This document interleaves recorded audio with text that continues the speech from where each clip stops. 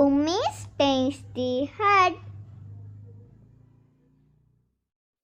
അസ്സലാമലൈക്കും.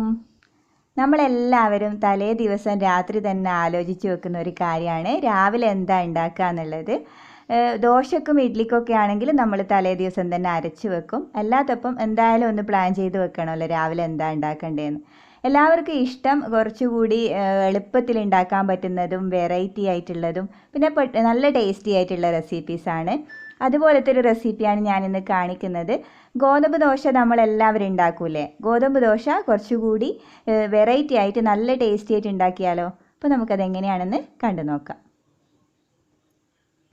അപ്പോൾ വീഡിയോ കാണുന്നതിന് മുമ്പ് എൻ്റെ ചാനൽ ആരെങ്കിലും ആദ്യമായിട്ട് കാണുന്നുണ്ടെങ്കിൽ ഒന്ന് സബ്സ്ക്രൈബ് ചെയ്യാൻ മറക്കല്ലേ. താഴെ കാണുന്ന ചുവന്ന റെഡ് കളർ സബ്സ്ക്രൈബ് ബട്ടൺ ഒന്ന് പ്രസ് ചെയ്തിട്ട് അതോടൊപ്പം വരുന്ന ആ ബെല്ലൈക്കണും കൂടി ഒന്ന് പ്രസ് ചെയ്യുക.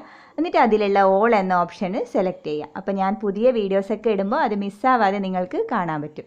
അപ്പോൾ നമുക്ക് വീഡിയോ കാണാം. ഞാനിവിടെ ഒരു ബൗളിൽ 1 കപ്പ് ഗോതമ്പ് മാവ് എടുത്തിട്ടുണ്ട്. ഇതിലേക്ക് 1 കപ്പ് വെള്ളം ഒഴിച്ച് ഒന്ന് മിക്സ് ചെയ്ത് വെക്കാം. 1 കപ്പ് ഗോതമ്പ് മാവിന് 1 കപ്പ് വെള്ളമാണ് കണക്ക്. വെള്ളത്തിൻ്റെ അളവ് കൂടി പോകണ്ട.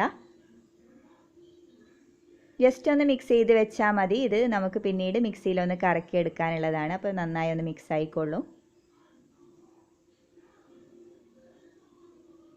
ഇത്രയും മതി.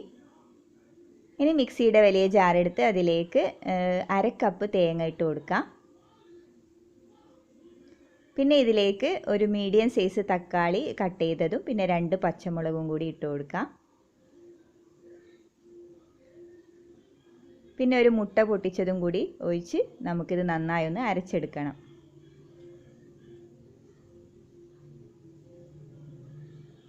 അരച്ചെടുത്തിട്ടുണ്ട്. ഇനി നമുക്ക് ഇതിലേക്ക് നമ്മൾ നേരത്തെ മിക്സ് ചെയ്ത് വെച്ച ഗോതമ്പ് മാവ് ഒഴിച്ച് ഒന്നുകൂടി ഒന്ന് കറക്കിയെടുക്കാം.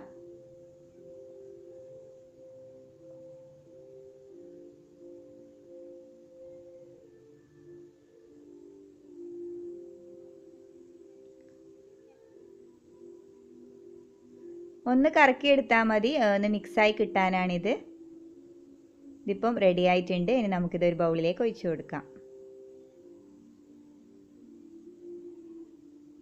ഞാനിപ്പോൾ ഒരു 3 പേർക്കുള്ള ദോശമാവിൻ്റെ അളവാണ് എടുത്തിട്ടുള്ളത്. നിങ്ങൾക്ക് കൂടുതൽ ഉണ്ടാക്കണമെന്നുണ്ടെങ്കിൽ ഇതിൻ്റെ ഡബിൾ ഇൻഗ്രീഡിയൻസ് എടുത്താൽ മതി. ഇതിലേക്ക് ആവശ്യത്തിന് ഉപ്പിട്ട് നന്നായി ഒന്ന് മിക്സ് ചെയ്ത് കൊടുക്കുക. ഇപ്പോൾ വെള്ളത്തിൻ്റെ അളവൊക്കെ കറക്റ്റാണ്.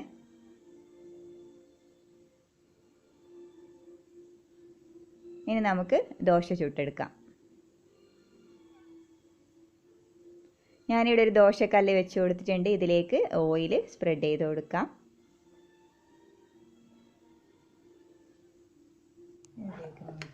ഇനി ഇതിലേക്ക് ദോശമാവ് ഒരു തവി മാവ് ഒഴിച്ച് ഇതുപോലെ ഒന്ന് ജസ്റ്റ് ഒന്ന് പരത്തി കൊടുത്താൽ മതി. അധികം നേരിയ ദോശയല്ല, കുറച്ചൊരു കട്ടിയുള്ള ദോശയാണ്. സാധാരണ നമ്മൾ ഗോതമ്പ് ദോശ ഉണ്ടാക്കുമ്പോൾ അധികം നേരിയ ദോശ ഉണ്ടാക്കാറില്ലല്ലോ, ഇതുപോലെയല്ല ഉണ്ടാക്കുക. ഇനി ഒരു വശം ആറിക്കഴിഞ്ഞാൽ ഇതുപോലെ ഓയിൽ സ്പ്രെഡ് ചെയ്ത് കൊടുക്കുക. എന്നിട്ട് തിരിച്ചിട്ട് കൊടുക്കുക.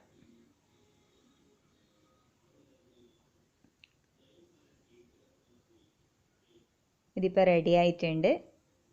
ഇതേപോലെ നമുക്ക് ബാക്കിയുള്ളതും കൂടി ചുട്ടെടുക്കാം. ഇത് നമുക്ക് കറിയുടെ കൂടെയോ ഇല്ലെങ്കിൽ ചട്നിയുടെ കൂടെയോ എന്തിൻ്റെ കൂടെയും നമുക്ക് കൂട്ടി കഴിക്കാം.